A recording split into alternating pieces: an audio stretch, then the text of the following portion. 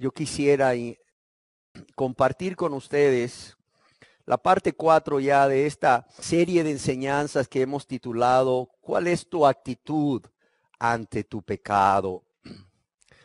Decíamos desde nuestra primera enseñanza, y lo hemos estado repitiendo una y otra vez, para que no se nos juzgue de predicar salvación por obras, que nuestra salvación, es decir, el perdón de todos nuestros pecados, solamente es o se obtiene por la fe, por la confianza en la persona de Jesús y esa obra redentora o lo que Él hizo al morir por nosotros en la cruz del Calvario y al resucitar al tercer día con poder para nuestra justificación. Sin embargo, hemos dicho que en la Biblia, la palabra de Dios, podemos leer cómo Dios nos indica cuál debe de ser nuestra actitud con respecto a nuestros pecados cuando venimos ante su presencia, confiando en la persona y obra de nuestro Señor y Salvador Jesús para ser salvos. En el libro de Proverbios, un texto que hemos estado compartiendo y que quiero compartir nuevamente, en el libro de Proverbios 28:13, Dios nos dice, el que encubre sus pecados no prosperará. Y aquí no está hablando de prosperidad material, porque el contexto es que es alcanzar misericordia. Está hablando de el que encubre sus pecados no alcanzará la misericordia de Dios. Mas el que los confiesa y se aparta, ¿qué dice aquí? Alcanzará misericordia. ¿Por qué razón Dios a través del escritor de Proverbios nos dice cuál debe ser nuestra actitud con respecto a nuestros pecados? Porque como podemos ver al leer el proverbio, hay dos actitudes. Hay dos actitudes de toda persona ante ese pecado que ha sido expuesto por Dios o ante su o sus pecados que han sido expuestos por Dios por medio de la palabra o por medio de su Espíritu Santo. Y vemos que una es incorrecta y la otra es la correcta. La incorrecta es callar el pecado delante de Dios, no confesar nuestros pecados delante de Dios, sino por el contrario, tratar de encubrirlo, lo cual es no solo incorrecto, sino también es imposible. Y la segunda, la correcta, es confesar nuestros pecados a Dios, apartándonos de ellos, o como literalmente se traduce, abandonando nuestros pecados. ¿Para qué? Para alcanzar misericordia. Para los que nos acompañan por primera vez, yo quiero decirles que en nuestra primera enseñanza meditábamos acerca de la primer verdad de las 4 verdades que encontramos en este Proverbio 28:13, como es el que encubre su pecado no prosperará. Y en esa ocasión analizábamos 5 formas, aunque pueden haber muchas más, pero nos centrábamos en 5 formas de cómo las personas que aún viven en pecado tratan de encubrir, de tapar sus pecados. Pero también estudiábamos qué significa no prosperarán. En la segunda parte de esta enseñanza meditábamos en esta segunda verdad, más el que confiesa sus pecados. Y hablábamos de la necesidad, oiga bien, hablábamos de la necesidad de que toda persona pecadora que está convencida de su maldad y de sus pecados cometidos contra Dios y su prójimo, confiese sus pecados a Dios primeramente, admitiendo su culpa. Y en esa segunda parte compartía con ustedes 9 características bíblicas de una verdadera confesión de pecados. Y hablábamos que muchas personas que hacen o repiten la oración del pecador o del penitente o de aceptar a Cristo, realmente no están haciendo una confesión de pecados a Dios. No es lo mismo repetir una oración que hacer una confesión. Cuidado. En la tercera parte, continuábamos hablando acerca de esta segunda verdad, de la necesidad de confesar nuestros pecados a Dios. Y hablábamos de si Dios conoce nuestros pecados, como ciertamente los conoce, ¿por qué hay la necesidad entonces de confesar nuestros pecados a Dios primeramente? Y hablábamos de 10 razones, aunque nuevamente explico, pueden haber más, pero nos centrábamos en 10 razones por las cuales toda persona que vive en pecado debe, oiga bien, debe confesar sus pecados a Dios. El día de hoy, en esta cuarta parte de esta serie de enseñanzas que, como decíamos, hemos titulado ¿Cuál es tu actitud ante tu pecado? Yo quisiera pasar a hablar acerca de la tercera verdad que encontramos aquí en Proverbios 28:13. Y esta tercera verdad en la cual me quiero centrar hoy es la verdad que tiene que ver con y se aparta o literalmente los abandona. Dice, el que encubre sus pecados no prosperará, primera verdad. Mas el que los confiesa, segunda verdad. Tercera verdad, y se aparta o literalmente los abandona. Yo no sé si usted sabe, pero hay muchas personas hoy en día. Hay muchas personas hoy en día en diferentes lugares donde se predica la palabra de Dios que están confesando sus pecados a Dios. Y no solo confesando sus pecados a Dios. Estas mismas personas, además de confesar sus pecados a Dios, están suplicando perdón a Dios por todos los pecados que reconocen que han cometido. Pero, óigalo bien, pero no están alcanzando la misericordia de Dios. A pesar de que reconocen sus pecados, a pesar de que estas personas confiesan sus pecados y suplican perdón, óigase bien, no están, a pesar de ello, alcanzando la misericordia de Dios, que se manifiesta primeramente en el perdón de todos sus pecados y la paz con Dios. Y es por esta razón primordialmente que estas personas están viviendo vidas vacías. Están viviendo vidas sin propósito. Están viviendo vidas en donde no se manifiesta el fruto del Espíritu Santo, como es amor, como es gozo, como es paz, como es paciencia, como es benignidad, como es bondad, como es fe, como es mansedumbre y templanza. Yo quiero decirle que todas estas personas además están viviendo cada día sin ese poder que Dios nos da por medio del Espíritu Santo para vencer la tentación. Y esto se refleja en sus vidas en que siguen practicando el pecado cada día. Vemos a estas personas cómo tratan de forzarse leyendo la Biblia o bien orando como medios para obtener ese poder contra la tentación y el pecado. ¿Para qué? Para realmente vivir vidas plenas según ellos.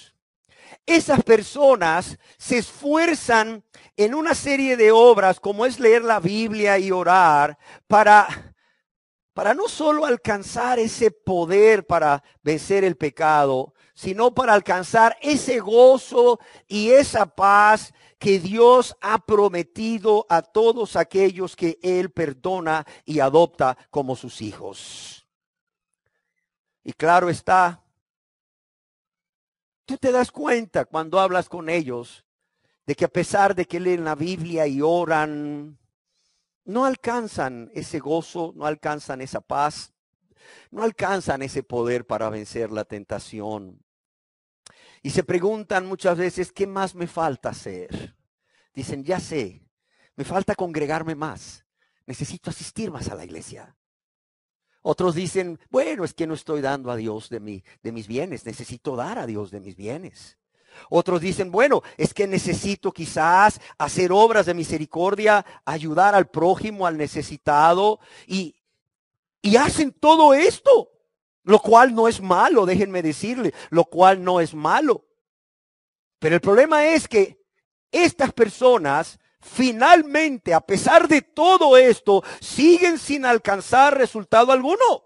Y siguen viviendo, como decíamos al principio, vidas vacías, vidas sin propósito, vidas sin manifestar el fruto del Espíritu Santo y vidas sin poder para poder vencer la tentación y vivir vidas libres del pecado. Muchos de ellos después de un tiempo se preguntan, ¿por qué razón? Es más, muchos de ellos con sinceridad van a Dios en oración.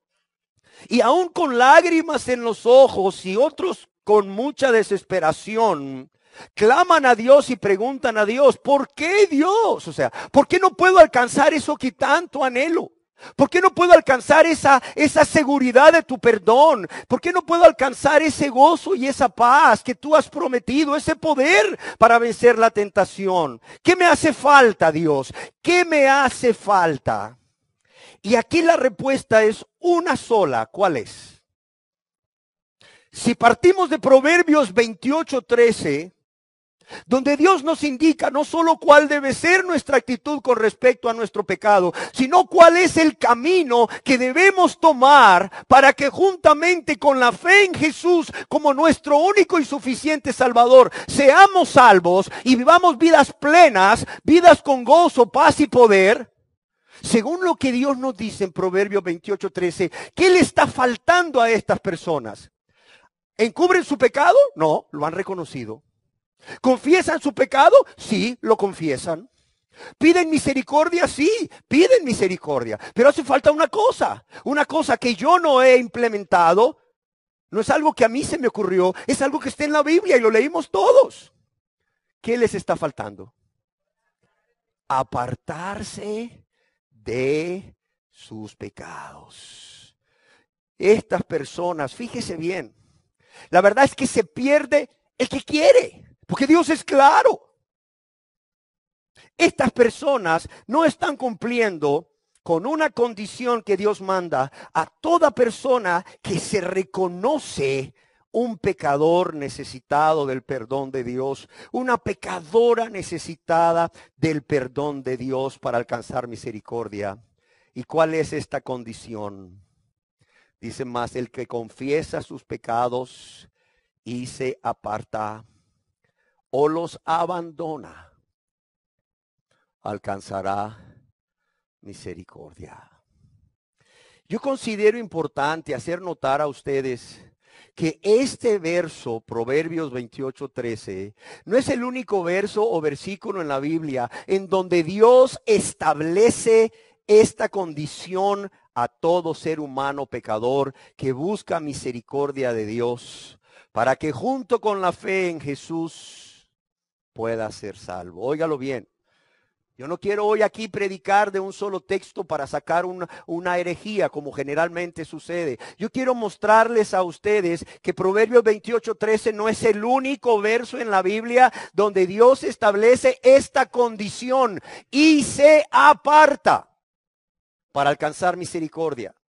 Aquí mismo en el Antiguo Testamento, en el libro del profeta Isaías, capítulo 55, verso 7, leemos otro texto que también es contundente al respecto y es palabra de Dios. Libro del profeta Isaías, capítulo 55, verso 7, leámoslo juntos. Mire cómo comienza diciendo, dice, deje el impío su camino y el hombre inicuo sus, ¿qué? Sus pensamientos. ¿Y qué dice después?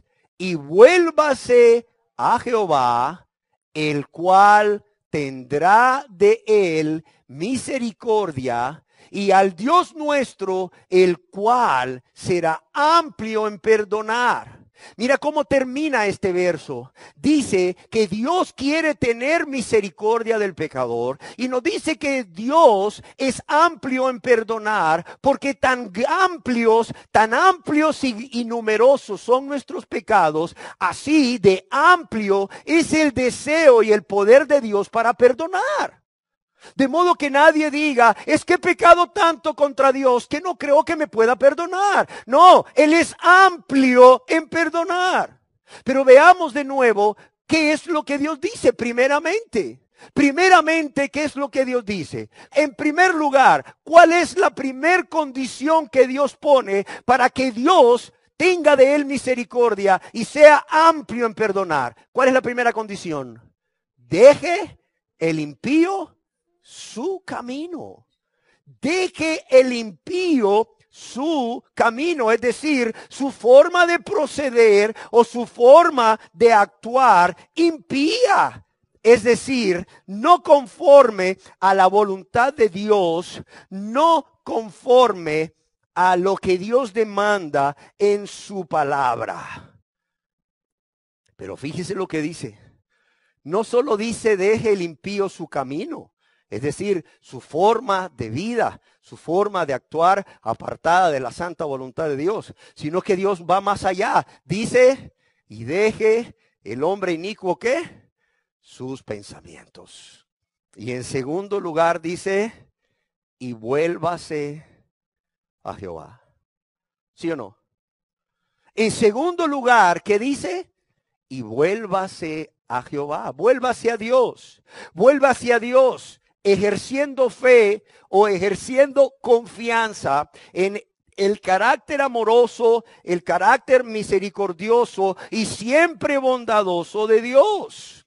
Pero también ejerciendo confianza en la persona y obra de nuestro Señor y Salvador Jesucristo como nuestro único y suficiente Salvador. Y fíjese bien, es hasta entonces. Es hasta que el hombre inicuo o el impío deja su camino y el inicuo sus pensamientos. Y dice deja, es enfático. Dice deja. Es hasta ese momento en que se vuelve a Dios que Dios entonces tendrá de él o de ella misericordia. Y dice que será amplio en perdonar. Pastor, pero ese es el Antiguo Testamento. Sí, veamos el Nuevo, no hay ningún problema. En el Nuevo Testamento Dios nos dice nuevamente cuáles son las condiciones que tenemos que cumplir para que Dios perdone nuestros pecados.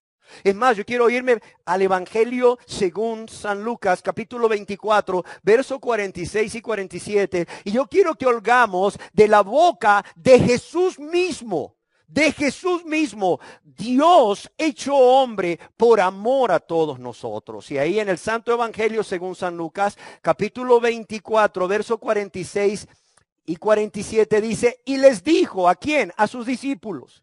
Y a Jesús está por ascender al cielo. Y les dijo, así está escrito y así fue necesario que el Cristo padeciese y resucitase de los muertos al tercer día. ¿Y qué más les dijo? Y que se predicase en su nombre, ¿qué? El arrepentimiento y el perdón ¿de qué? De pecados en todas las naciones, comenzando desde Jerusalén. En el libro de los Hechos, capítulo 3, verso 19, Dios nos dice ahora a través del apóstol Pedro, lleno del Espíritu Santo, lo siguiente. Hechos 3, 19. Así que, ¿qué dice aquí? Arrepentíos y convertíos, ¿para qué? Para que sean borrados, ¿qué? Vuestros pecados. No está diciendo, repite mecánicamente una oración del pecador.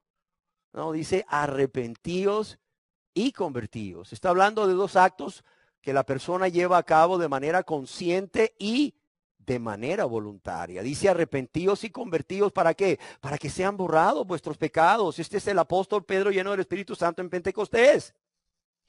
Es más, En el libro de los Hechos, aquí mismo en el capítulo 20, verso 21, para los que les gusta anotar y leer en casa, el apóstol Pablo predicaba acerca del arrepentimiento y predicaba acerca de la fe en nuestro Señor Jesucristo, como que, como la parte central de las buenas nuevas de salvación o del evangelio, o de cómo obtener la salvación. Arrepentimiento primero y luego fe en nuestro Señor Jesucristo. ¿Y qué es arrepentimiento? Jesús dijo que se predicase el arrepentimiento. Pedro dijo arrepentíos y convertíos. Es más, Pablo predicaba el arrepentimiento y la fe. ¿Qué es el arrepentimiento, pues? ¿A dónde quiero llegar? El arrepentimiento no es más que una nueva forma, una forma diferente de manera de pensar con respecto a la persona de Dios, con respecto a nosotros mismos, con respecto al pecado y con respecto al mundo, que no es otra forma de pensar que la forma de pensar de Dios. Y esa nueva forma de manera de pensar va acompañada de un profundo pesar por haber pecado contra Dios y nuestro prójimo. Óigase bien, que obligatoriamente nos lleva a una nueva manera o una nueva forma de vivir. ¿Y cuál es esta nueva manera o esta nueva forma de vivir? Alejados del pecado, apartados del pecado o de esa vida egoísta de práctica de pecado. Entonces vemos cómo Dios tanto en el Antiguo Testamento como el Nuevo Testamento demanda, oiga bien, no aconseja, no sugiere como muchos quisieran, no, demanda, ordena que la persona sea parte o abandone su vida de pecado. Ahora, ¿qué quiso decirnos Dios para que no quede ninguna duda? ¿Qué quiso decirnos Dios cuando ordena que todo pecador o pecadora se aparte o abandone sus pecados? Yo quiero decirle que la palabra apartar y se aparta, que leemos aquí en Proverbios 28:13, es la palabra hebrea asav. Esta palabra hebrea asav significa, de acuerdo a la nueva concordancia exhaustiva Strong, oiga bien, soltar, renunciar, quitar, rehusar, abandonar, desechar. Y según el diccionario expositivo de palabras del Antiguo y Nuevo Testamento exhaustivo, conocido como el Vine, la palabra apartarse o abandonar, que es la palabra hebrea asab, significa salir de algo. Además de soltar, renunciar, quitar, rehusar, abandonar y desechar, significa salir de algo o dejarlo completamente. Y soy enfático, dice dejarlo completamente. Significa también finalizar, significa terminar, significa acabar, significa quitar o eliminar en el sentido de descontinuar una acción que se está cometiendo. Más claro creo que no pudo haber sido Dios.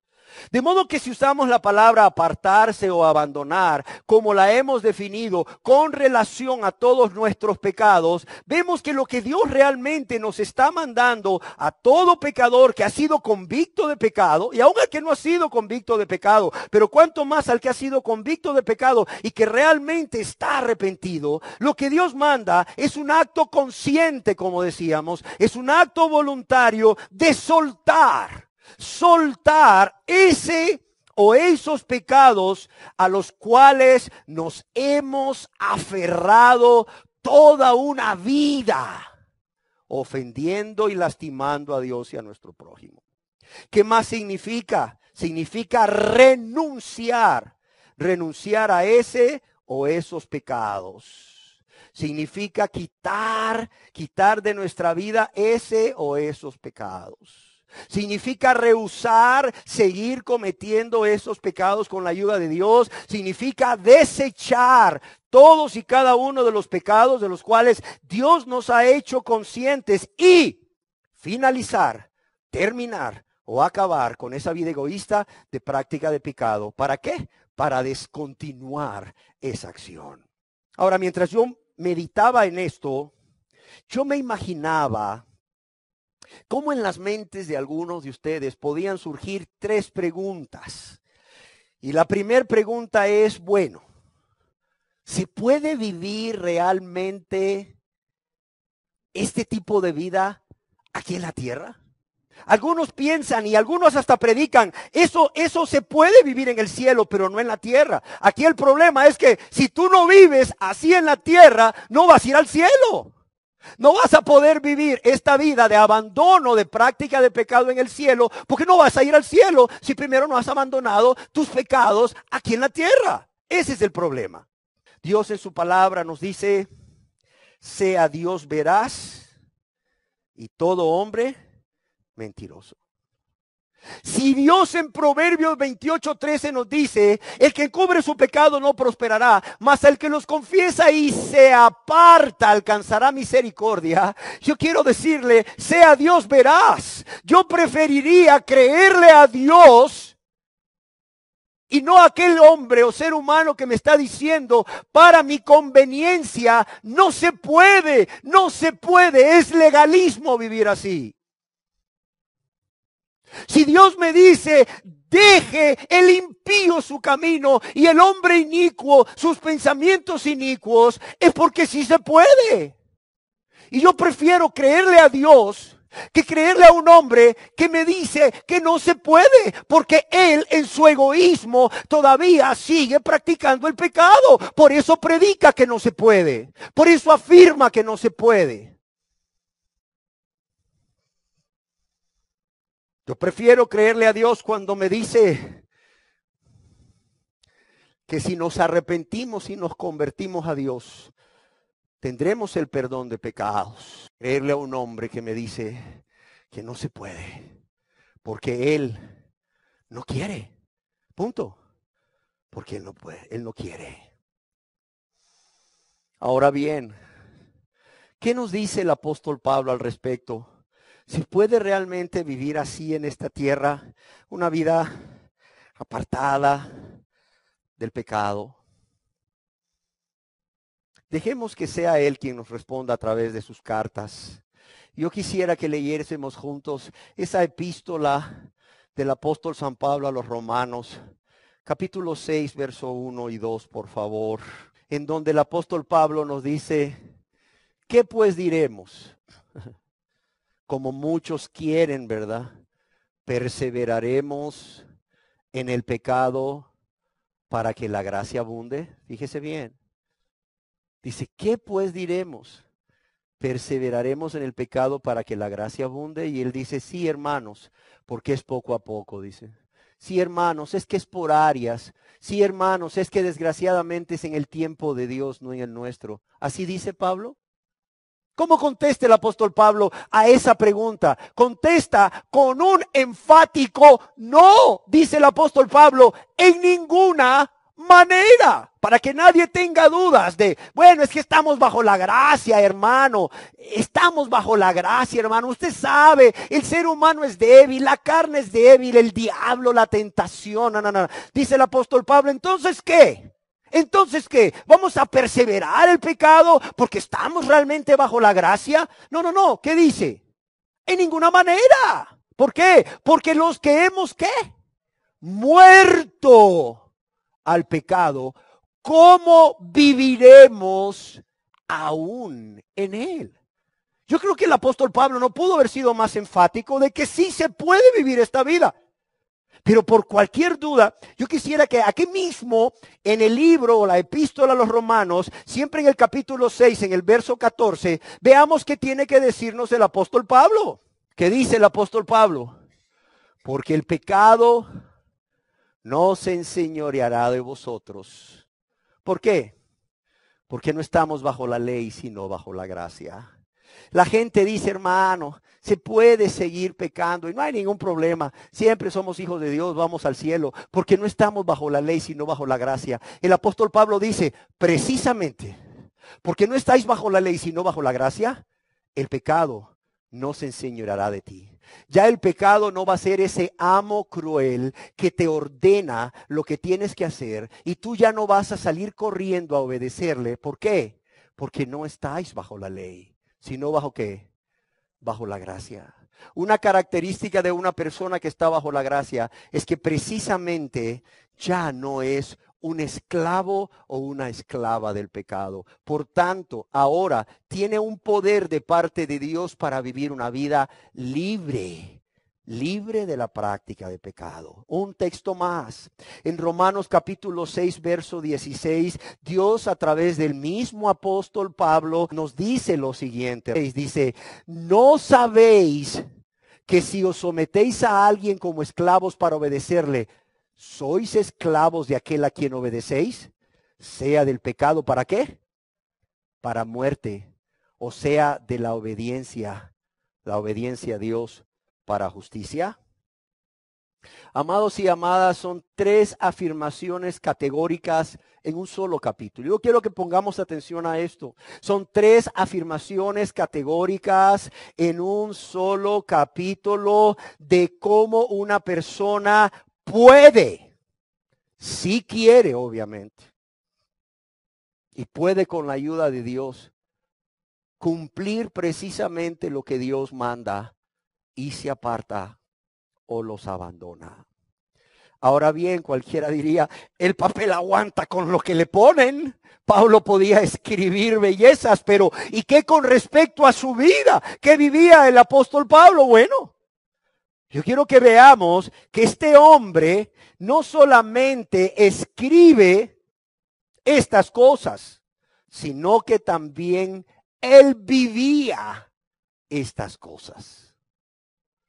Y en su primera carta, que es primera de Tesalonicenses capítulo 2, verso 10, sí. Lo siguiente a sus amados hermanos en la fe de la ciudad de Tesalónica. Vosotros sois testigos, dice, y Dios también, de cuán santa, justa e irreprensiblemente, que es primera de Tesalonicenses capítulo 2.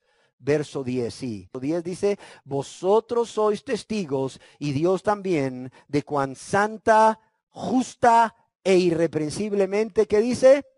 Nos comportamos, ¿con quién? Con vosotros los creyentes.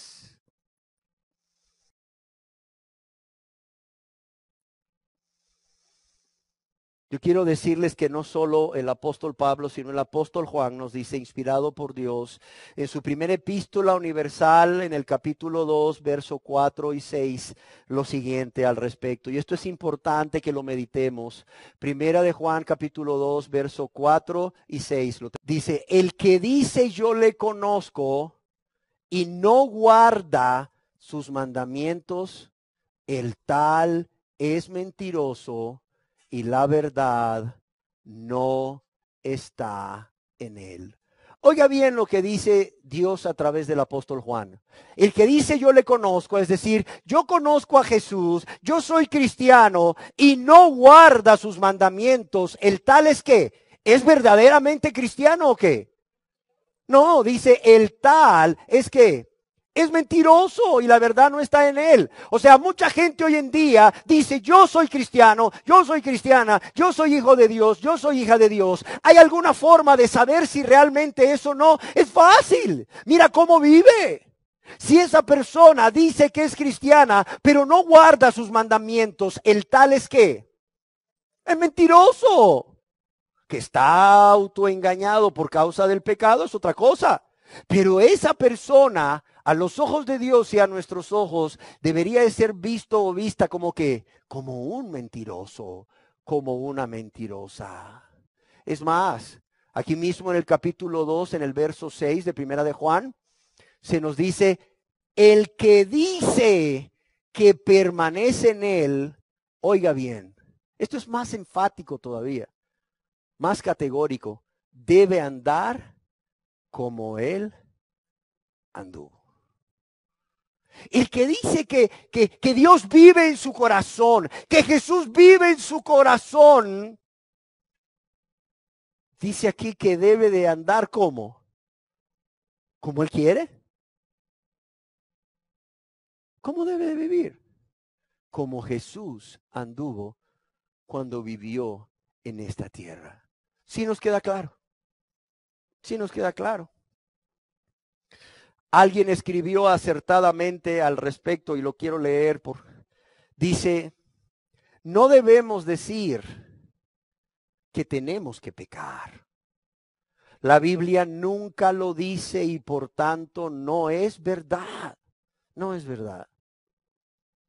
Si decimos que tenemos que pecar, estamos en efecto diciendo que el Espíritu Santo no es lo bastante poderoso para capacitarnos para resistir la tentación.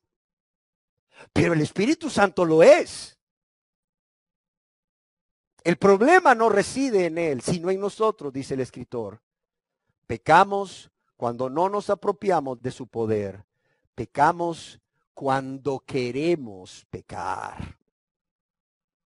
Decir que tengo que pecar es negar los fundamentos del cristianismo. ¿Por qué?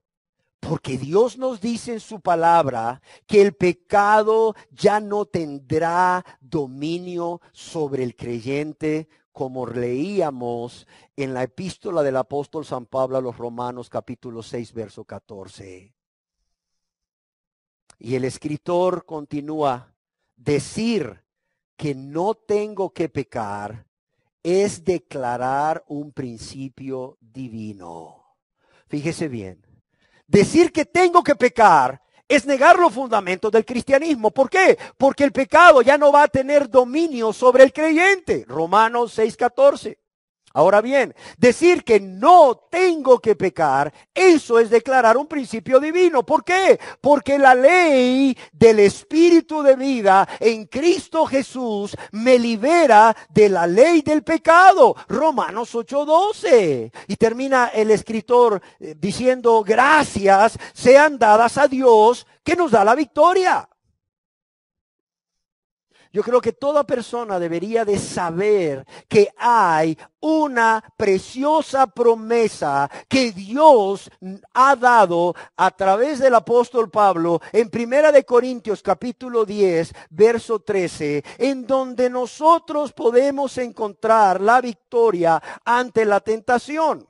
¿Y cuál es esa preciosa promesa de la cual podemos apropiarnos o echar mano? Es esta. No nos ha venido ninguna tentación que no sea humana, es decir, que sobrepase las fuerzas humanas, o bien que otros seres humanos no hayan padecido antes que tú. Pero fíjate lo que dice aquí, pero fiel es Dios, que ¿qué?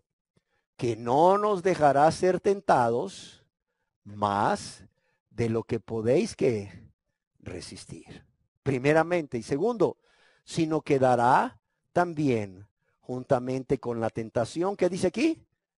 La salida. ¿Para qué? Para que podáis, ¿qué? Soportar. Ok. Tomando en cuenta estas verdades de estos versos de la Biblia, ¿qué podemos concluir o cómo podemos responder a esta pregunta? ¿Se puede vivir o no se puede vivir? ¿Qué dicen ustedes? ¿Qué dicen? Claro que se puede. Definitivamente que se puede. Ahora bien, que la persona quiera es otra cosa.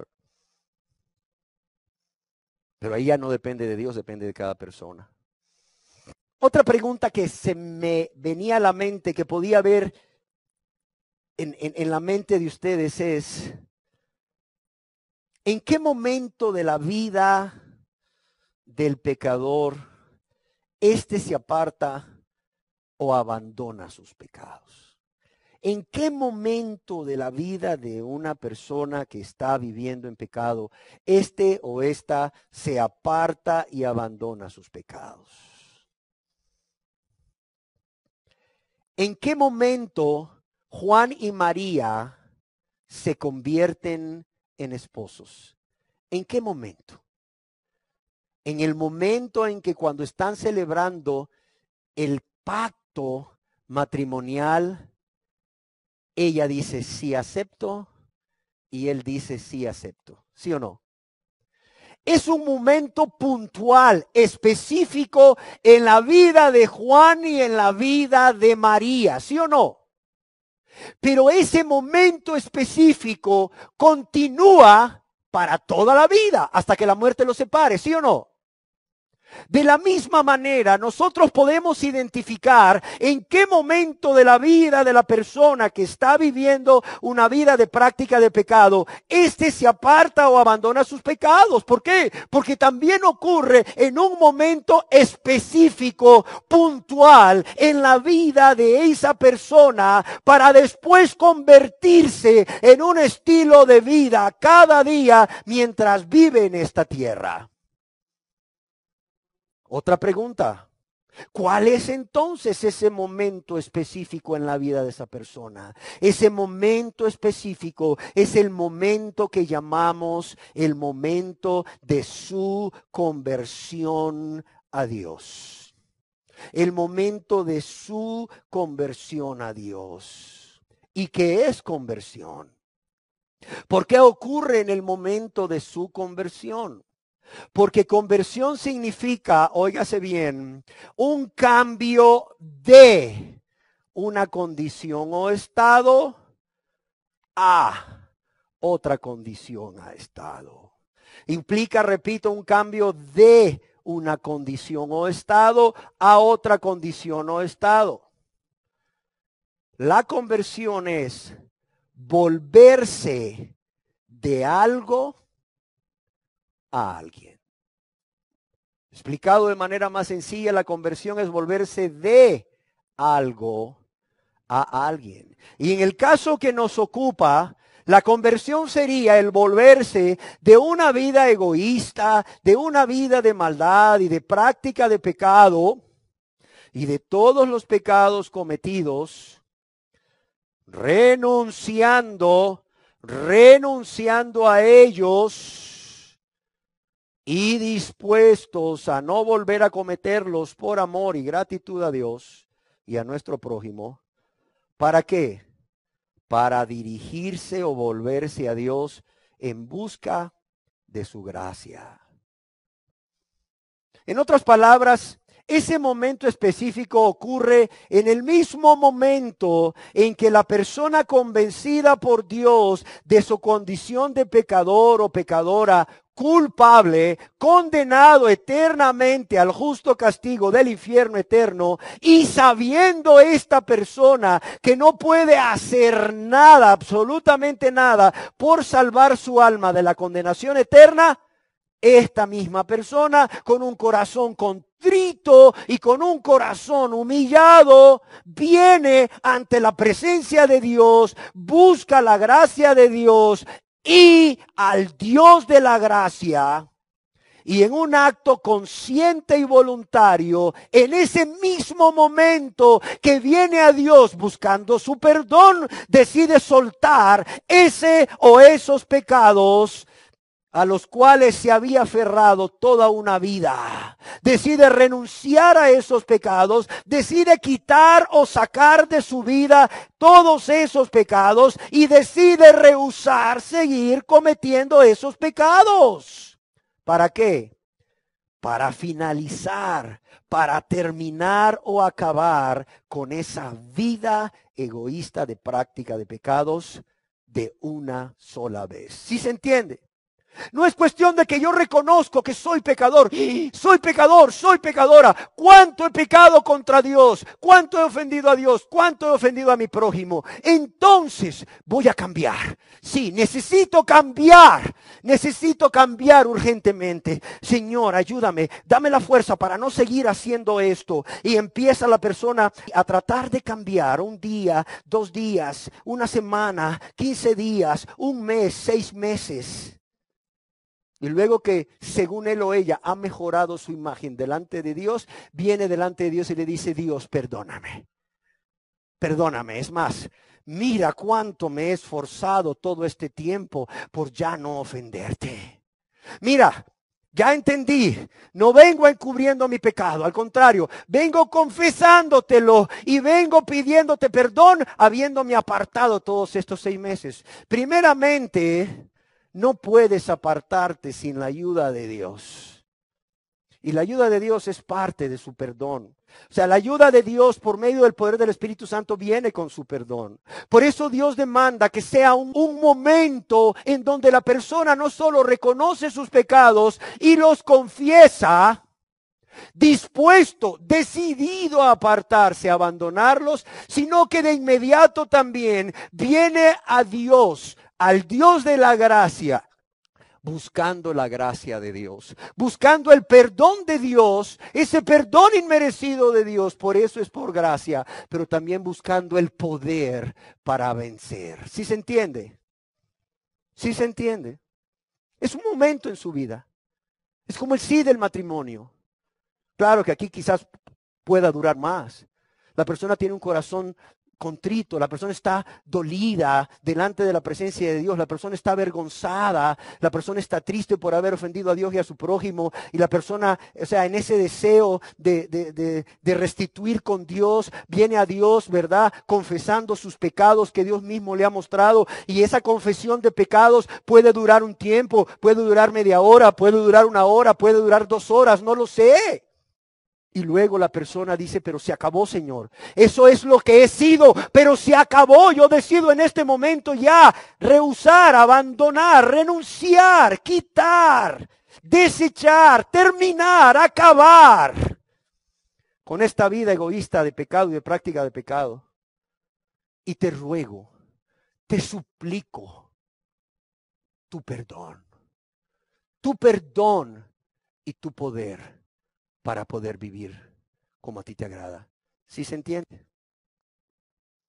En ese momento vamos respondiendo a preguntas, vamos despejando dudas. Si tú no lo haces, dice Dios, después no me culpes si te condeno, amén.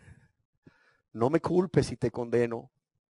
No lo sabías, ya lo sabes, hazlo. Y una última y tercera pregunta que se me venía a la mente es, ¿por qué debemos abandonar o apartarnos de todos nuestros pecados? Y aquí yo necesito la ayuda de ustedes. ¿Por qué creen ustedes que una persona que está cometiendo pecados una y otra vez contra Dios y su prójimo debe de abandonar o renunciar a esa vida? Y esto es muy importante. De que entendamos estas razones es muy importante. Porque yo a veces pienso seguramente que los que no lo están haciendo, sabiendo que deben hacerlo, además de que es porque no quieren, es porque no están conscientes de por qué razón debemos hacerlo. Y yo quiero que ustedes me ayuden a ver por acá. ¿Por qué una persona debe de? Y comienzo por acá para que los demás vayan pensando. ¿Por qué? 1, para tener la misericordia de Dios. Definitivamente, claro que sí. A ver, en medio aquí. Porque se ha ofendido y lastimado a Dios. Acá. Por amor a Dios. Es un mandato, exacto, lo acabamos de leer. ¿Y acá por qué? Para alcanzar la salvación. Exacto. ¿Qué creen? Yo encontré 16. Tal vez será que por esas razones yo pensé que debía abandonar mis pecados. Quizás otro encuentre 20, pero yo 16, que las quiero compartir con ustedes. Y las que ustedes me han dicho están acá. Yo creo que la primera es, porque además de que es un mandato divino, deje el impío su camino y el hombre inicuo sus pensamientos, el que encubre sus pecados no prosperará, mas el que los confiesa y se aparta Arrepentíos y convertíos para que sean borrados todos vuestros pecados. Además de que es un mandamiento de Dios, yo creo que el pecado es grave. Es grave. ¿Y por qué es grave? Algunos dirán, ay, es grave porque por ese pecado me voy a ir al infierno. Y es un tormento, es un lago de fuego y azufre, es un tormento que nunca acaba. Sí, sí, es cierto. Es cierto, y es una de las razones por las cuales la persona debe de dejar de practicar el pecado, porque tiene consecuencias eternas, pero ese yo lo puse para el final. Yo creo que la primera es que, además de que es un mandamiento, es porque el pecado es grave, y es grave porque todo pecado que una persona comete, óigase bien, es contra la persona de Dios. Y esa debe de ser la primera razón por la cual una persona debe de estar dispuesta a abandonar sus pecados. Porque es grave, porque todo pecado que se comete es contra la persona de Dios. Ahora bien, ¿quién es Dios? ¿Saben quién es Dios? Dios es el Rey de Reyes y Señor de Señores. Dios es el Dios de gloria. Dios es el Dios todopoderoso y eterno. Dice su palabra que ante su ira tiembla toda la tierra. Cuando una persona peca, está pecando contra Dios, contra esa persona que acabamos de describir. Por eso a veces digo que cuando la persona no abandona sus pecados, una es porque no quiere, pero otra es porque no está consciente de estas razones. Porque con solo la primera, que es un mandamiento, y porque el pecado es grave, porque todo pecado es contra Dios, el Rey de gloria, el Señor de señores, el Dios todopoderoso y eterno, eso debería de ser razón única y suficiente. ¿Sí o no? Oiga, es que no está violando cualquier ley. No está violando la ley de tránsito. No está violando la ley de la Dirección Ejecutiva de Ingresos al no pagar sus impuestos. No, espéreme. Está violando la ley de Dios. La ley de Dios. Y segundo, no solo Dios es el Rey de Reyes y Señor de Señores. Es el Dios todopoderoso y eterno. Ese Dios es Dios de amor, es Dios de misericordia y de toda bondad. Y a esa persona que está cometiendo un pecado contra Dios, óigalo bien, nadie le ha amado como Dios. ¿Sí o no? Nadie ha tenido de él o de ella misericordia como Dios. Nadie ha sido tan bondadoso como Dios. Por tanto, lo menos que esa persona quisiera hacer es pecar contra Dios. No solo porque es la máxima autoridad, es el Rey de Reyes y Señor de Señores, sino porque nadie, óigalo bien, le ha amado como Él. Nadie se ha preocupado por él o por ella como él. Cuando todos le abandonaron, Dios estaba ahí. Cuando clamó a Dios en su angustia, aunque estaba ofendiendo a Dios y lastimando a Dios con sus pecados, Dios estaba ahí dispuesto a ayudarle, aún en medio de su dolor por causa de su vida de pecado. Dios estaba dispuesto ahí a ayudarle. ¿Sí o no? ¿Es justo o no? Claro, pero no solo porque es un mandamiento y el pecado es grave, porque es contra la persona de Dios, el Rey de Reyes y Señor de Señores, y el que más te ha amado, el que más ha tenido misericordia y bondad para contigo, sino porque además de ser una grave ofensa a Dios, óigalo bien, lastima, produce dolor en el corazón de Dios.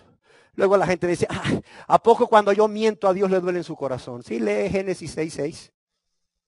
De cómo a Dios le dolió en su corazón ver cómo todos los deseos del corazón de los seres humanos en aquel entonces era de continua la maldad, hacer el pecado como hoy en día.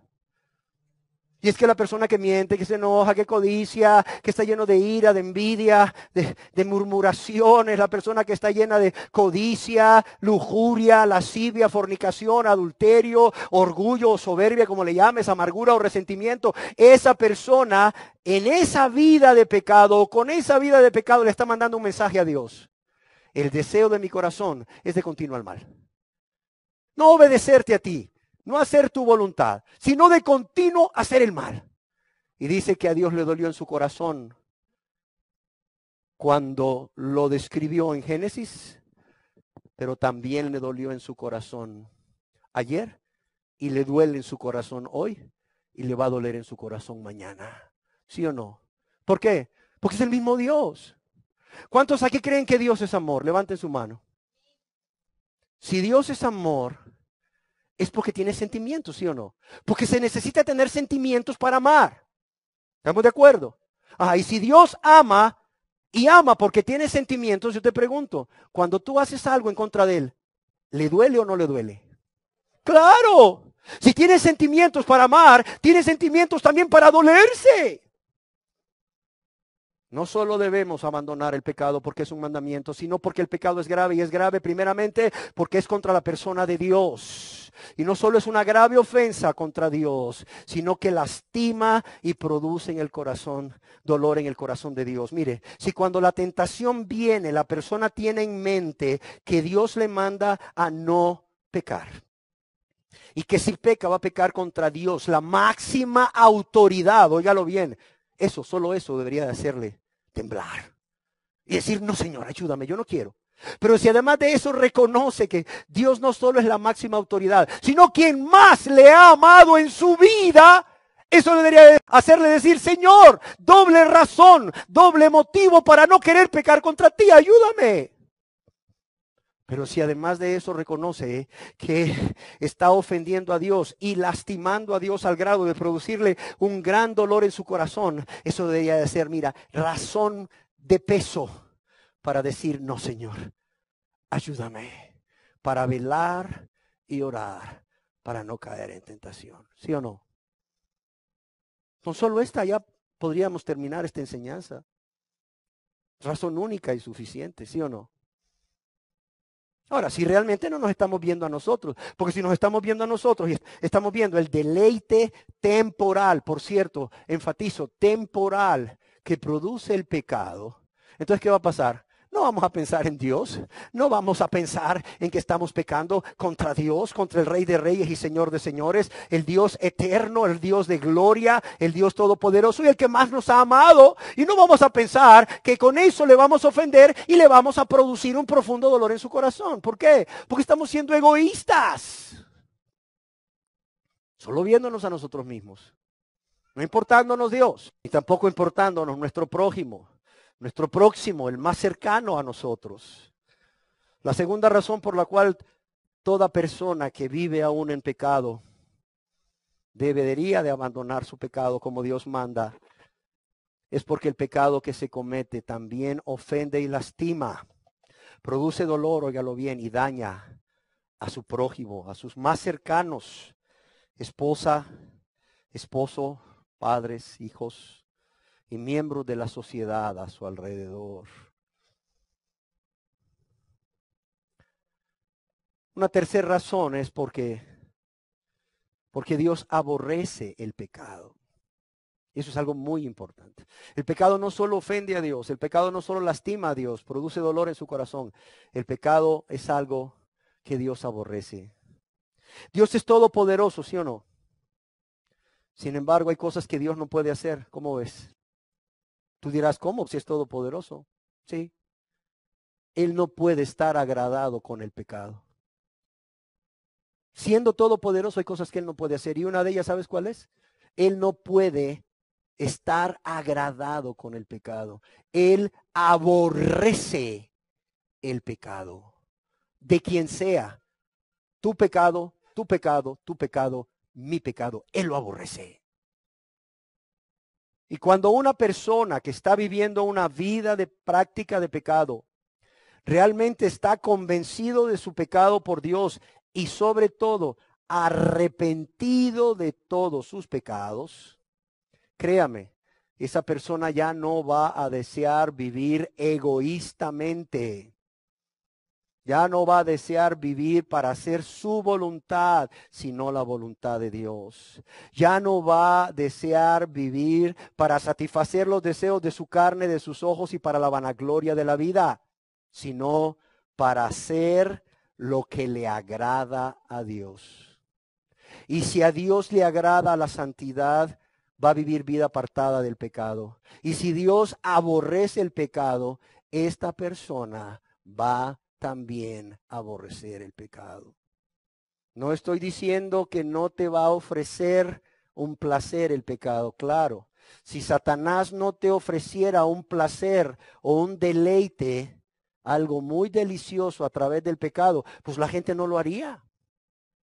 Si el pecado fuera como una enfermera que va con una jeringa, con una aguja como de unas 8 pulgadas para enterrártela en el ojo, yo creo que todo el mundo saldría corriendo. Levante la mano aquí el que quiere que una enfermera le entierre una aguja de 8 pulgadas en su ojo derecho.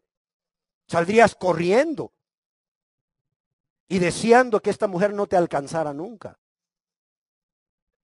O sea, no te voy a negar que Satanás es astuto y viene y te presenta el pecado como algo muy apetitoso, muy delicioso, muy sabroso. Pero si tú piensas en Dios y piensas cómo violarías o estarías violando la ley de Dios y cómo estarías ofendiendo y lastimando, produciendo dolor en el corazón de Dios, y piensas en tu prójimo, cómo estarías también ofendiendo y lastimando a tu prójimo, y si piensas que Dios aborrece el pecado y tú ahora quieres agradar a Dios y no agradarte a ti mismo, a ti misma, tu respuesta ante la tentación del diablo va a ser un rotundo ¿qué? Un rotundo no, y te apartarás. Amén. Una cuarta razón por la cual toda persona debe de vivir una vida apartada de pecado o abandonar su pecado es porque siempre, óigalo bien, siempre debemos, y me incluyo yo, debemos tener presente, en especial en esos momentos en que somos tentados, todo el dolor y toda la angustia y todo el sufrimiento que Jesús padeció antes y durante su crucifixión. ¿Por causa de qué? ¿De sus pecados o de nuestros pecados? De nuestros pecados. O sea, cuando viene la tentación, una de las razones por las cuales debemos de apartarnos o abandonar el pecado es porque debemos tener presente, óigalo bien, todo ese dolor, toda esa angustia, todo ese sufrimiento que Jesús padeció en nuestro lugar por causa de nuestros pecados, para poder lavarnos y limpiarnos de nuestros pecados, desde antes de que fuese crucificado y durante el tiempo que permaneció crucificado. Alguien escribió al respecto y lo traigo conmigo para leérselos porque lo considero muy acertado. Dice, tan solo el alto costo de nuestra limpieza debería de hacernos detestar el pecado y querer alejarnos de él. Lo que esta persona escribió es, si nosotros pensamos en cuánto le costó a Dios el perdón de nuestros pecados, como fue enviar a su Hijo amado, en quien se complacía a morir en esa cruz, y de qué manera.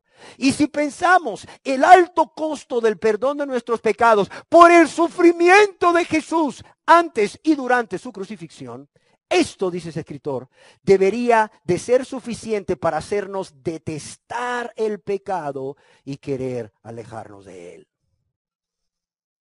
Amén. Otra de las razones sería la quinta de por qué debemos de renunciar, apartarnos, abandonar nuestros pecados. Porque además de querer agradar a Dios en todo, El pecador arrepentido que ruega por la gracia de Dios, es decir, el favor inmerecido del perdón de Dios, sabe, y si no lo sabía, sépalo, que el cometer un pecado de nuevo, esto va no solo a ofender a Dios, no solo a provocar dolor en su corazón, esto va a romper su comunión con Dios. Va a romper su comunión con Dios. Mire, y esto lo vivimos en la vida diaria. El esposo que sabe que hacer eso molesta a su esposa o le afecta o le lastima a su esposa y eso hace que su esposa se vuelva distante y que esa comunión se rompa. ¿Qué hace ese esposo? Si ama a su esposa, ¿qué hace? ¿Va a hacer aquello que hace que su esposa se vuelva distante y se aleje de la relación o se va a alejar de ello? ¿Qué hacen los esposos? Se alejan. Si aman a su esposa. ¿Qué hacen las esposas? Si saben que eso va a causar un malestar o un pesar o un dolor en su esposo y eso va a hacer que su esposo se vuelva distante y que la comunión se vea afectada, se aleja. Lo mismo sucede con los hijos para con los padres. Lo mismo sucede con los compañeros de trabajo, con los vecinos. O sea, es algo natural. Ahí quiero llegar. Es algo natural el que cuando sabemos que algo afecta a alguien y eso va a alejarlo de nosotros, no lo hagamos, no lo querramos hacer. Lo mismo pasa con Dios. Sexta razón de por qué la persona que además de estar convicta de pecado y arrepentida debe apartarse. Porque está muy avergonzado, está muy avergonzada, está muy dolido, muy dolida por haber pecado. Yo quiero hacer un paréntesis aquí para decir que cuando una persona sigue cometiendo una y otra vez pecado, o sigue viviendo una vida de práctica de pecado, esa persona ni está avergonzada ni está dolida por lo que hace. ¿Sí queda claro? Ni está avergonzada ni está dolida por lo que hace. Primeramente, ni está viendo a Dios o los está viendo a él o a ella misma, está siendo egoísta. Y segundo, ni está avergonzado ni está dolido por lo que hace.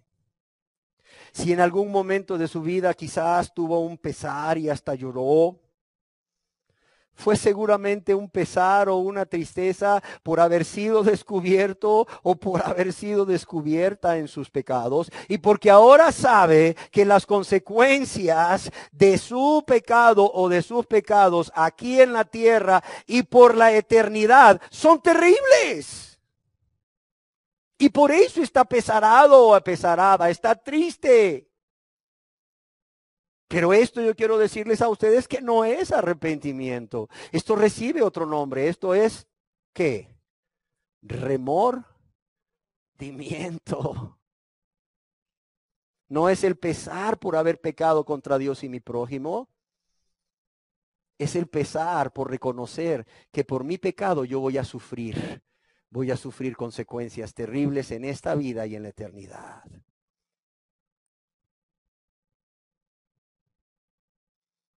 Séptima razón es porque a través del pecado que se comete se destruye mucho bien. Óigalo bien. A través de cada pecado que se comete no solo se produce dolor, no solo se ofende y se provoca dolor en el corazón de Dios, también se ofende y se provoca dolor en el corazón de nuestro prójimo, pero también ese pecado cometido o a través de ese pecado cometido se destruye mucho bien. Como que, por ejemplo, primeramente se roba la paz, se roba el gozo, se roba la armonía y aún muchas veces la salud de las personas afectadas. Pero también se destruyen matrimonios, ¿sí o no? También se destruyen familias y también se ve afectada la sociedad en general. Otra de las razones, octava, sería por la cual toda persona debe de abandonar sus pecados y vivir una vida apartado del pecado. Es porque el pecado esclaviza, óigalo bien, el pecado esclaviza. Ya Jesús nos lo hizo saber en su palabra cuando nos dijo, todo aquel que hace pecado, esclavo es del pecado. No es cierto, no es libre la persona. No es libre, es esclava. Mire, a, a mí me da pesar ver cómo las personas no quieren convertirse a Dios porque no quieren someterse al señorío de Dios, porque no quieren hacer la voluntad de Dios, no quieren que Dios gobierne sus vidas. Pero al hacer esto, están entregándose al señorío de Satanás y están entregándose al gobierno del pecado en sus vidas. Porque mientras no se entregan a Dios para ser sus siervos, se están entregando al pecado para ser sus esclavos. ¿Por qué? Porque todo aquel que hace pecado, esclavo es del pecado. No eres libre, créemelo. Yo preferiría que mi Señor fuera Dios y no el diablo. No sé tú, pero yo prefiero que mi Señor sea Dios y no el diablo. Además, yo prefiero ser siervo de Dios que ser esclavo del pecado. Ser siervo de Dios es para vida, ser esclavo del pecado y de Satanás es para muerte y muerte eterna. Pero bueno, debemos de tener presentes que una de las razones es por qué el pecado esclaviza. Una novena razón es porque cuando una persona vive esa vida de pecado o vuelve, óigalo bien, vive esa vida de pecado o habiendo renunciado a ella, habiéndose apartado, vuelve a esa vida de pecado, esa vida de pecado va a llevar a la persona primero a tener una conciencia atormentada. Primero, óigalo bien, a tener una conciencia atormentada. Es decir, a tener un remordimiento de conciencia, lo cual produce dolor, mucho dolor, produce angustia, produce culpa y produce tristeza. Oiga, pero cuidado, si la persona sigue cometiendo ese pecado o esos pecados, ya después no va a tener una conciencia atormentada, sino que va a tener una conciencia cauterizada, adormecida, una conciencia que ya no le va a reprobar ciertas acciones, de modo que también ya no le va a condenar cuando cometa ciertas acciones. Y así la persona estará no solo transgrediendo las leyes de los hombres, sino también las leyes de Dios, y ya no se va a sentir reprendido. No. Ya no va a tener ningún tipo de culpa. A lo más que puede sentir es una ligera molestia en la conciencia. Que si esa persona, óigalo bien, busca justificarse o culpar a otros por ello, eso le va a llevar irremediablemente a un mayor adormecimiento de conciencia y a ser entregado a una mente reprobada. Qué tremendo, óigalo bien, no es cualquier cosa. Que tengas una conciencia adormecida, cauterizada, y que por eso Dios te entregue a una mente reprobada para ya hacer cosas que no convienen. Eso es estar condenado aquí en la tierra. Amén. Otra característica, ¿qué sería esta ya? ¿Novena o décima? A ver. Décima. Es que no solo afecta la conciencia de la persona, sino que afecta la capacidad de razonar a la persona. Óigalo bien. El pecado debe de ser abandonado porque afecta no solamente su conciencia, sino su capacidad de razonar. ¿Por qué razón? Porque déjenme decirles que hacer lo que uno sabe que no debe hacer, eso no es el comportamiento típico de un ser racional, sino el comportamiento de quién? De un ser irracional. En otras palabras, o sea, hacer lo que yo sé que no debo de hacer lo que yo sé que ofende a Dios, lastima a Dios, ofende a otros, lastima a otros y aún me daña a mí, me afecta a mí, hacer eso o seguirlo haciendo, eso es irracional. Es, por así decirlo, una especie de locura. Porque la persona está consciente de que eso que va a hacer o está haciendo es dañino, le afecta, sin embargo, lo hace. Y lo más triste es que afecta a la razón. ¿En qué manera? No solo de esa forma, sino que cuando Dios viene y envía su palabra o envía a una persona para querer hacer entrar en razón al que está haciendo eso, que sabe que no debe, ¿cómo crees que va a reaccionar la persona? Va a reaccionar negando el hecho, o minimizando el pecado, o justificándose por su pecado, o echándole la culpa a otros, excusándose, y seguirá haciendo aquello que sabe que le hace daño. ¿Sabes cómo se llama eso? Se llama locura. Y cuidado, el pecado no solo te puede llevar a un adormecimiento o cauterización de tu conciencia y a una mente reprobada, sino que va a afectar tu capacidad de razonar. Y lo que es peor, onceava característica o onceava razón, va a llevar a la persona al endurecimiento de su corazón. Del griego esclerocardias, ¿qué es endurecer el corazón? Es obstinarse voluntariamente.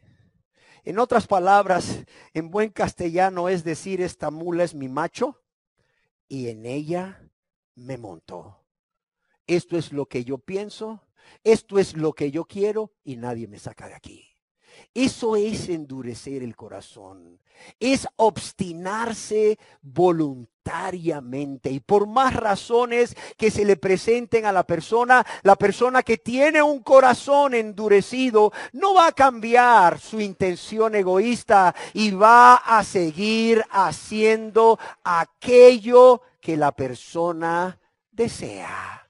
No importa lo que Dios le mande. No importa lo que las personas le digan, la persona se vuelve obstinada y se vuelve terca.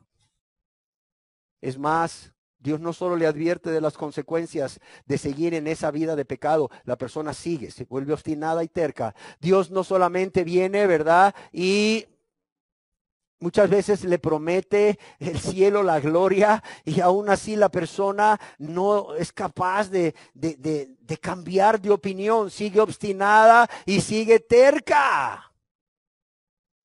¿A cuántas personas Dios no les ha mostrado su infinita misericordia, verdad? Al hacerles entender lo que Jesús ha hecho por ellos o por ellas, desde dejar la gloria hasta morir y resucitar por ellos, para que sean salvos del poder del pecado y de la condenación eterna por causa del pecado. ¿Y qué hacen? Siguen de obstinados, de necios, de tercos. Una mente afectada, pero también un corazón endurecido. ¿Sí me entienden? Doceava razón de por qué una persona debe de apartarse y abandonar su vida de pecado. Es porque no solo va a afectar su conciencia y su razón y su corazón, sino porque ese pecado que ha cometido, esos pecados que ha cometido, que no quiere abandonar, confesándoselos a Dios para perdón, va a llevar a la persona a tener deseos cada vez más fuertes y fuera de control. Óigalo bien. Lo va a llevar a tener deseos más fuertes y fuera de control. Cada vez que la persona da rienda suelta a sus deseos y alimenta de esta manera sus deseos de la carne y comete uno y otro pecado, esa persona, cuidado, va a tener cada vez deseos más fuertes y fuera de control. Y ojo, esto le va a llevar a hacer aquello de lo cual antes se horrorizaba cuando lo miraba en la vida de otros. Cuidado, ¿eh? Esto, el tener deseos cada vez más fuera de control, le va a llevar a hacer cosas que la persona dijo, no, yo hacer eso, nunca, primero muerto, qué horrible, esto es horrible. No, un día él o ella lo va a terminar haciendo. Eso que dijo, nunca lo haré, lo va a terminar haciendo y va a terminar no solo haciéndolo, deleitándose en ello, obstinado, obstinada. Pero no solo eso. 12ª razón. ¿Sabes qué hace esto? ¿Sabes qué hace el pecado? Por lo cual debe de ser abandonado y confesado a Dios para perdón. No solo te va a cauterizar tu conciencia, te va a afectar tu capacidad de razonar, te va a llevar al endurecimiento del corazón y a tener deseos cada vez más fuera de control. Va a gobernar tu carácter. ¿Sí me entiendes? Hay gente que me dice, es que así es mi carácter. No, espérame. Ese no es tu carácter. Ese es el carácter que tú manifiestas gobernado por uno o más pecados. ¿Sí me entiendes? Ese es tu carácter o lo que tú manifiestas más bien. Porque estás siendo gobernado o gobernada por uno o varios pecados. Tal es el caso de la persona que practica el pecado de enojo. Tal es el caso de la persona que practica el pecado de ira o el pecado de celos. O bien puede ser el pecado de la vanidad, ¿por qué no? O el pecado de la amargura o el resentimiento. O el pecado del orgullo o el pecado de la soberbia, como le quieras llamar. Cada uno de esos pecados que te he mencionado se va a manifestar a través de la persona. Y su carácter va a estar determinado o gobernado por estos pecados. ¿Sí se entiende? Por eso cuando una persona me dice que es cristiana, pero todavía veo que está en enojos, que está en iras, que está en celos, que está en vanidad, que está en amargura, resentimiento, no quiere perdonar, está en orgullo, está en soberbia. Oye, y eso lo refleja a través de lo que nosotros llamamos su personalidad o su carácter. Yo digo, oye, aquí, esta persona no ha sido regenerada. Esta persona no ha sido lavada con la sangre de Cristo. Esta persona no ha nacido de nuevo. ¿Por qué? Porque sigue reflejándose su pecado, controlando su vida, controlando su manera de pensar, controlando su manera de hablar, controlando su manera de actuar. El pecado controlándole todo, no solo su personalidad y su carácter, controlándole todo. Y esta persona no puede ser cristiana, cuidado, no se engañen. Tercera razón, ya para terminar. ¿Por qué razón toda persona debe de abandonar su vida de pecado, como Dios manda? Porque el pecado va a producir autoengaño. Óigalo bien, el pecado produce autoengaño. ¿En qué aspecto? En que el pecado se va a presentar, como decíamos, como algo muy deleitoso, como algo muy sabroso, pero en ningún momento te va a mostrar las consecuencias de cometer ese pecado. Y la persona se va a entregar al placer, al deleite que ese pecado le ofrece, sin meditar y sin evaluar las consecuencias. Es más, Satanás es capaz de hacerte creer que si tú cometes ese pecado o esos pecados, a ti no te va a pasar nada. A cualquier otro le podría haber pasado, pero a ti específicamente no te va a pasar nada. Vas a ser librado de las consecuencias del pecado, sí. O bien te va a engañar a través del pecado, diciéndote, sí, la paga del pecado es muerte, pero ¿Qué no sabes que Dios es misericordioso? Y no te preocupes, lo puedes hacer una vez y otra vez y otra vez y otra vez, porque Dios es bueno. Amén.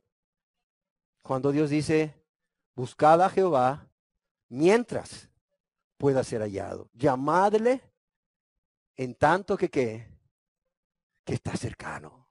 ¿Y sabes qué dice después? Deje el impío su camino. Deje de seguir cometiendo ese o esos pecados. Y deje el hombre inicuo de seguir con esos pensamientos morbosos, perversos, de maldad, egoístas. Y vuélvase a Jehová. ¿Sí me entienden? Pero el diablo te dice lo contrario. Te dice, Dios es bueno, Dios es misericordioso. Síguele y síguele y síguele y síguele. ¡Ja! El pecado produce autoengaño. Cuidado. Una quinceava razón es porque el pecado tiene consecuencias eternas. Una, condenación eterna en el infierno. No se te olvide nunca. No se te olvide nunca. El infierno es real. Hay gente que dice, no, el infierno es aquí en la tierra. No, y no me cabe duda que esa persona ha de estar viviendo un infierno aquí en la tierra. Por eso lo dice, no me cabe duda. Porque así como está nuestro país, muchas personas, miles de personas están viviendo un infierno aquí. Pero esto que estás viviendo no es comparado con el infierno que Dios nos describe en su palabra. Lo crean o no lo crean los seres humanos. La quinceava razón es por la consecuencia eterna de la condenación eterna del infierno. Y la número 16 es por la consecuencia eterna de lo que decían por acá y por acá. Porque si confesamos nuestros pecados y nos apartamos, juntamente con la fe en Jesús como nuestro único y suficiente Salvador, alcanzaremos, ¿qué decíamos? El perdón, la misericordia de Dios. Amén. Hemos analizado, amados y amadas, 16 razones y como decía, puede ser que hayan más. 16 razones por las cuales toda persona que aún vive en pecado debería apartarse y abandonar todos sus pecados. Cuánto más si ahora Dios le ha dicho, hoy mismo Dios le ha dicho, que sí se puede y en qué momento de su vida se puede hacer o debe hacerlo. Hemos analizado entonces 16 razones por las cuales toda persona que aún vive en pecado debería apartarse de todos sus pecados. ¿Con qué propósito? Con el propósito de que no solo cada uno de los que estamos aquí, especialmente los que aún no se han convertido a Dios, confesando sus pecados y apartándose, para que cada uno, en especial estas personas, pueda entender y meditar cada una de estas 16 razones de por qué debemos abandonar nuestros pecados, sino también para que esto que hoy Dios nos ha hablado les lleve a tomar la decisión de hacerlo. Óigase bien. Que no solamente seamos oidores olvidadizos, sino también ¿qué? Hacedores de la palabra. Nos lleve a tomar la decisión de hacerlo, de abandonar nuestros pecados, volviéndonos al Dios de la gracia para suplicarle de su gracia, es decir, suplicarle no solo su perdón, sino también el poder para vivir esta vida agradable a Dios. Amén. Demos gracias a Dios. Señor, te damos gracias porque primeramente tu palabra es clara, Señor. Te damos gracias porque a través de ella encontramos el camino a ti, el camino al perdón, pero también el camino al poder para vivir una vida agradable a ti. Te damos gracias, Señor, por la vida de cada persona que haya escuchado esta enseñanza hoy y que la va a escuchar por otros medios.